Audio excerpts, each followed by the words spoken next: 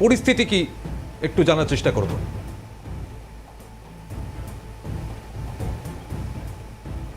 অদ্রিজা, শোনা যাচ্ছে? যাবো অদ্রিজার কাছে, কিন্তু এই মুহূর্তে আরো একবার আমরা একটু দর্শকদের জানানোর চেষ্টা করব, কারণ অদ্রিজা রয়েছেন ব্যাংশাল আদালত থেকে। অদ্রিজা থেকে এটাই জানার চেষ্টা করবো, যেহেতু সরকারি সম্পত্তি ভাঙচুর এবং একাধিক ধারায় মামলা দেওয়া হয়েছে, আইনজীবীরাও রয়েছেন সেখানে, এই মুহূর্তে কি আইনি দিকগুলো রয়েছে অদ্রিজা? একেবারে শোনা যাচ্ছে সৌম্যজিৎ।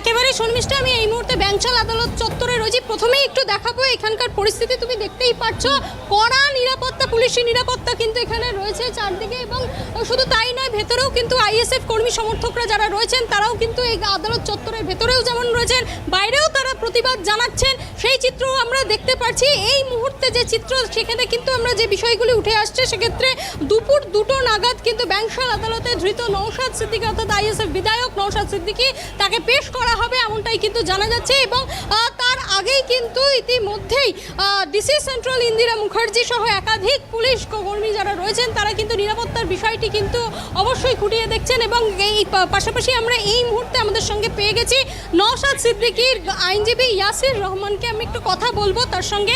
প্রথমেই জানতে চাইবো যে 7টি ধারায় মামলা রিজু করা হয়েছে, মূলত কি কি ধারা? অনেকগুলো ধারা দিয়েছে, যে ধারাগুলো পুলিশকে ডেটার করা হয়েছে বলে অভিযোগ করেছেন, এবং আরও করেছেন যে রায়োটিংয়ের বিষয় পুরনো 147, 148, 149-এর যে পুরনো ধারাগুলো সিআরপিসি বা আইপিসিতে ছিল, সেই ধারাগুলোকে এর মতো করেই সংযোজিত করেছেন। এখন নতুন আইন অনুযায়ী নতুনভাবে সংযোজিত করে নতুন করে আসামি হিসাবে ট্রিটমেন্ট করতে চেয়েছেন। উল্লেখ থাকে যে এর আগে 42 দিন কাস্টডি রেখেছিল সরকারের বিরুদ্ধে যখনই কোনো আইনগত যে বিষয় বা দুর্নীতি সংক্রান্ত বিষয়ে মানুষ মুখ খুলছে, বিধায়ক হিসাবে বিধানসভার ভিতরে বিধানসভার বাইরে যখন সচেতনতার প্রশ্নে যখন এগিয়ে আসছেন, তখন তাকে যে কারারুদ্ধ করার চেষ্টা সরকারের তরফ থেকে স্বৈরাচারী ভূমিকা পালন করা হচ্ছে। এখানেও সেই একই ঘটনা ঘটিয়েছেন, আবারও ঘটাচ্ছেন, কারণ মানুষকে সচেতন করার জন্যে উনি 1 সপ্তাহ ধরে যে সাধারণ যে মানুষকে সচেতন করার চেষ্টা করছিলেন, সেইটার বিরুদ্ধে যাতে করতে না পারে তাই সরকার দমনমূলক আইন হিসাবে দমনমূলক কাজ করেছেন, বিধায়ককে কাস্টডি নিয়েছেন। একটা বিষয় জানতে চাইবো যে 2টি ধারা মূলত জামিন অযোগ্য, এই বিষয়টা যদি সরকার তো সবসময় জামিন অযোগ্য ধারা দিয়ে বিধায়ককে যে তার মুখ বন্ধ করার চেষ্টা করছেন, অতীতেও করেছিল, আগামী দিনেও করবে, আজকেও তাই করেছে। আজকে কি বিষয়টা আপনারা কি বুঝছেন? আদালতের বিচার্য বিষয় আদালতের কাছে আমরা তুলে ধরব। মানুষকে সচেতন করার যে প্রচেষ্টা উনি তুলে করেছেন, তার বিরুদ্ধে সরকারের দমনমূলক আচরণ, সরকারের স্বৈরাচারী আচরণ বারবার প্রতিফলিত হচ্ছে। একমাত্র বিরোধী বিধায়ক যে মানুষকে সচেতন করার পক্ষে, দুর্নীতির বিরুদ্ধে বারবার সোচ্চার হচ্ছে, তাই দুর্নীতির বিরুদ্ধে সোচ্চার হওয়া সরকার মনে করছে এতে তার যে সুবিধা হচ্ছে না, তাই দমনমূলক আচরণ করছেন। এর আগেও আমরা দেখেছি বিধায়ক নওশাদ সিদ্দিকীকে গ্রেপ্তার করা হয়েছিল, সেই আবারও কিন্তু গ্রেপ্তার তিনি হলেন। তাহলে এক্ষেত্রে সামনে বিধানসভা নির্বাচন, বল প্রয়োগ করছে সরকার, নৈরাজ্য সৃষ্টি করছে, স্বৈরাচারী আচরণ করছে বিধায়কের উপর। বিধানসভা ভোটের আগে কি এই বিষয়গুলো অবশ্যই গুরুত্বপূর্ণ। তাকে যাতে কাস্টডি নেওয়া যায়, তাকে যদি কনভার্সন করা যায়, দুর্নীতির সঙ্গে যদি যুক্ত করা যায়, চোর দুর্নীতিগ্রস্ত সরকারের যেহেতু উনি যে পদত্যাগ চাইছেন, তাই সরকারের দমনমূলক আচরণ বারবার প্রতিফলিত হচ্ছে বিধায়ক নওশাদ সিদ্দিকীর বিরুদ্ধে। এই মুহূর্তে অদ্রিজা, এখানে একবার স্পষ্ট হতে চাইবো, আদালত চত্বরে নিরাপত্তার বিষয়টা, ছবিটা কেমন দেখতে পাচ্ছ? শুধু আদালত চত্বরে আমরা দেখতে পাচ্ছি কলকাতা পুলিশে একাধিক পুলিশ উচ্চপদস্থ কর্মী যারা রয়েছেন তারাও রয়েছেন, নিরাপত্তাজনিত বিষয়টি তারা খতিয়ে দেখছেন। কিছুক্ষণ আগেই ডিসি সেন্ট্রাল ইন্দিরা মুখার্জি তিনি এই বিষয়টি পুরো গোটা বিষয় একেবারেই সৌম্যজিৎ, তোমাকে যে বিষয়টি দেখাই তুমি দেখতেই পাচ্ছ, বাইরে কিন্তু আমি এই মুহূর্তে আদালত চত্বরের ভেতরটাও দেখালাম, এবার আমি আসছি বাইরে। তুমি দেখতেই পাচ্ছ একাধিক আইএসএফ কর্মী সমর্থকরা রয়েছে, এখানে গার্ডরেল দিয়ে ঘিরে দেওয়া হয়েছে পুরো জায়গাটা, যাতে কেউ ভেতরে এসে কোনো নিরাপত্তাজনিত কোনো সমস্যা না হয়। তুমি দেখতেই পাচ্ছ একাধিক পুলিশ কর্মী তারা কিন্তু এখানে যারা রয়েছেন তারা কিন্তু প্রত্যেকেই নিরাপত্তার বিষয়টি কিন্তু যথেষ্ট সচেষ্টভাবেই দেখছেন। শুধু তাই নয়, কিছুক্ষণ আগে ডিসি সেন্ট্রাল এবং একাধিক পুলিশ কর্মীরা যারা ছিলেন তারা কিন্তু এখানে পুরো নিরাপত্তার বিষয়টি কিন্তু কড়া নিরাপত্তা বলায় কিন্তু আদালত চত্বর করে দেওয়া হয়েছে, যাতে কোনো রকম কোনোভাবে কোনো নিরাপত্তাজনিত কোনো ব্যাঘাত না ঘটে সেই বিষয়টি কিন্তু আমরা দেখতে পাচ্ছি। শুধু তাই নয়, এই মুহূর্তে তুমি দেখতেই পাচ্ছ চত্বর বাইরে আমি রয়েছি, একাধিক আইএসএফ কর্মী সমর্থক তারা কিন্তু সোচ্চার হয়েছেন, প্রতিবাদে সোচ্চার হয়েছেন। কি দাবি আপনাদের?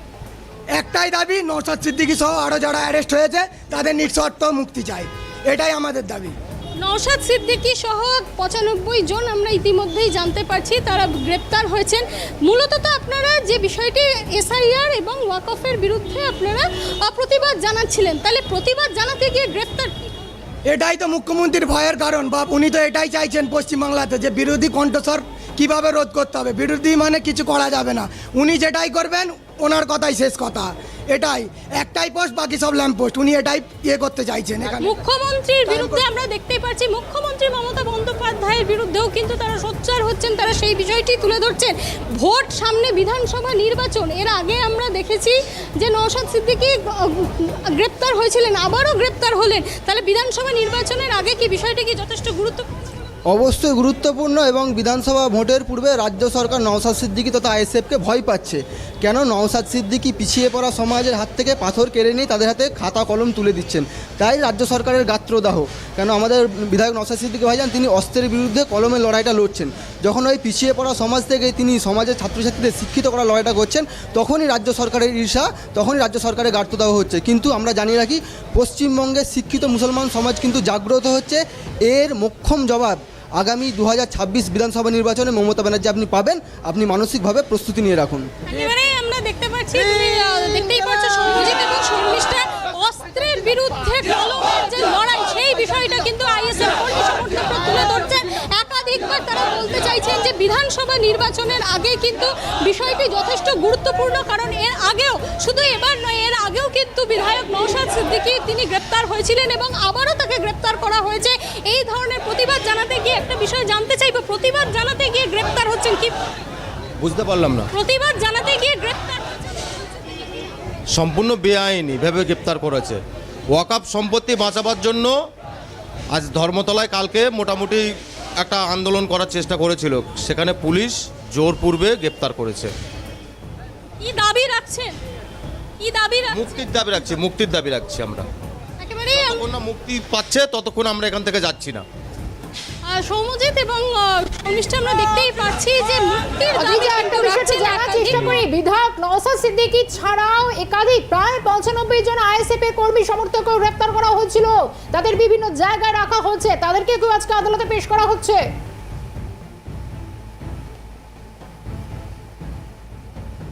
সিদ্দিকী আইএসএফ বিধায়ক, তার কিন্তু মুক্তির দাবি এবং তার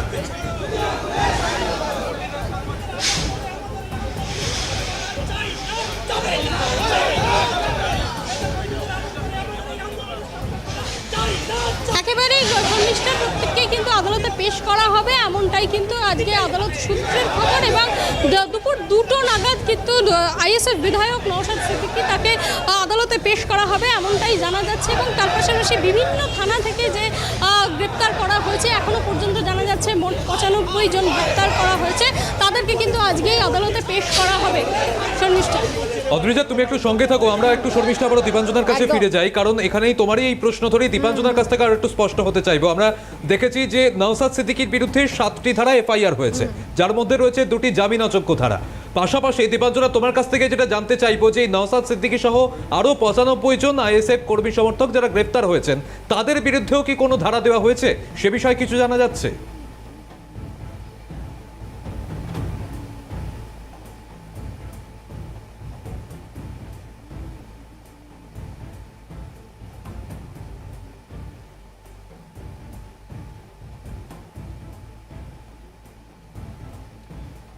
আমরা দীপাঞ্জনার কাছে আবারও আসার চেষ্টা করছি। দীপাঞ্জনা, শোনা যাচ্ছে যে এই আইএসএফ কর্মী সমর্থক যারা গ্রেপ্তার হয়েছেন তাদের বিরুদ্ধেও কোনো ধারা দেওয়া হয়েছে কিনা?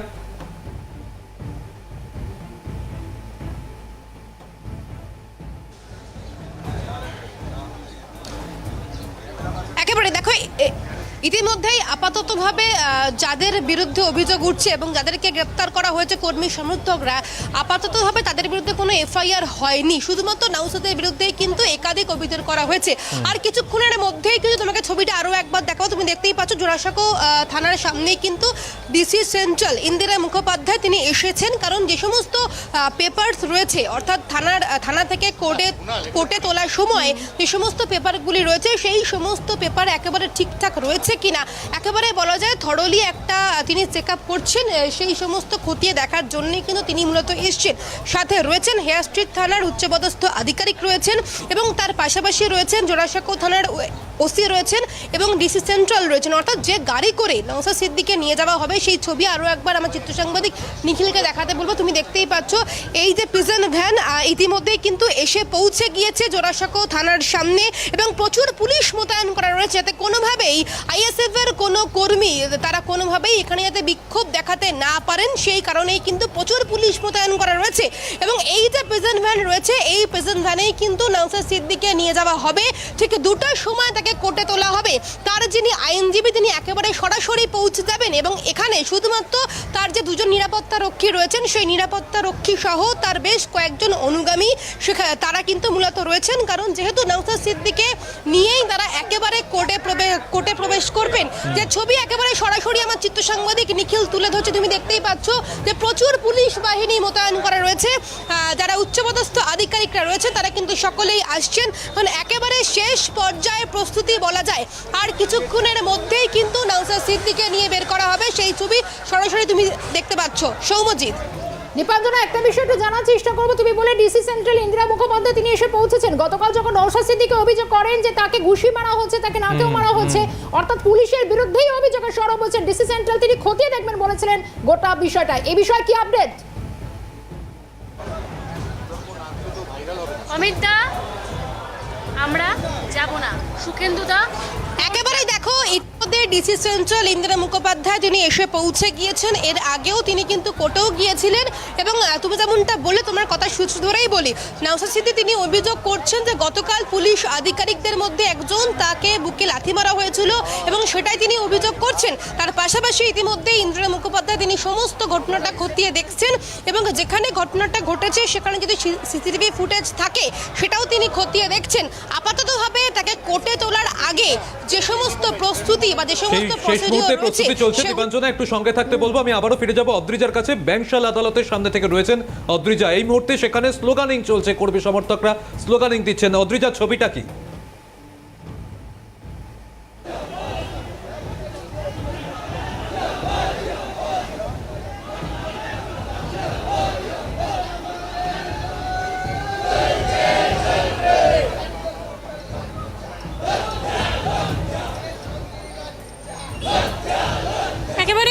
সৌম্যজিৎ, আমি এই মুহূর্তে আমার ক্যামেরা পার্সন জনি মণ্ডলকে দেখাতে বলবো একটু ওই পাশটা যদি দেখানো যায়। তুমি দেখতেই পাচ্ছ যে স্লোগান শাউটিং কিন্তু করছেন এই মুহূর্তে আইএসএফ কর্মী সমর্থকেরা এবং এই চিত্রই আমরা এই মুহূর্তে দেখতে পাচ্ছি। হাতে জাতীয় পতাকা, ভারতের জাতীয় পতাকা নিয়ে কিন্তু তারা যে একটাই দাবি তাদের, নওশাদ সিদ্দিকী আইএসএফ বিধায়ক নওশাদ সিদ্দিকী সহ যে 95 জন কর্মী সমর্থককে গ্রেপ্তার করা হয়েছে অবিলম্বে তাদের মুক্তির দাবিতে তুলে কিন্তু তারা এই মুহূর্তে প্রতিবাদ জানাচ্ছেন আদালত চত্বরের বাইরে। তবে এক্ষেত্রে আদালতের বাইরে কিন্তু আঁটো-সাঁটো নিরাপত্তা আমরা দেখতে পাচ্ছি, গার্ডরেল দিয়ে চারদিকে কিন্তু ঘিরে দেওয়া হয়েছে যাতে কোনো মতেই কোনোভাবেই নিরাপত্তাজনিত কারণ যেন লঙ্ঘন না হয়, কোনো মতেই যেন নিরাপত্তার সমস্যা না হয় সেই বিষয়টি কিন্তু অবশ্যই দেখা হচ্ছে। কিছুক্ষণ আগেই আমরা দেখেছি ডিসি সেন্ট্রাল ইন্দিরা মুখার্জি তিনি এসেছিলেন আদালতে এবং সেখানে এসে কিন্তু তিনি এই পুরো বিষয়টি খতিয়ে দেখেছেন, পরিদর্শন করে গিয়েছেন। একটু কথা বলার চেষ্টা করব, আমার ক্যামেরা পার্সন জনি মণ্ডলকে বলবো একটু এই পাশটা দেখাতে। তুমি দেখতেই পারছো একাধিক আইএসএফ কর্মী সমর্থকরা কিন্তু একটাই মূলত দাবি, যে 95 জন এবং আইএসএফ বিধায়ক নওশাদ সিদ্দিকী যারা তাদেরকে কিন্তু মুক্তির দাবি চাইছেন, তারা সেই একটাই বিষয় কিন্তু তারা বারবার তুলে ধরছেন। একটু জানতে চাইবো, 2টি জামিন অযোগ্য ধারায় মামলা রুজু করা হয়েছে আমরা জানতে পারছি। যারা দেশের জন্য ভালো কাজ করে তারাই তো জামিন অযোগ্য ধারায় মানে তাদের বিরুদ্ধে মামলা দেওয়া হয়, এটাই তো চিরাচরিত নিয়ম হয়ে আসছে এবং মোদি দিদি একই রকমের কাজ করছে।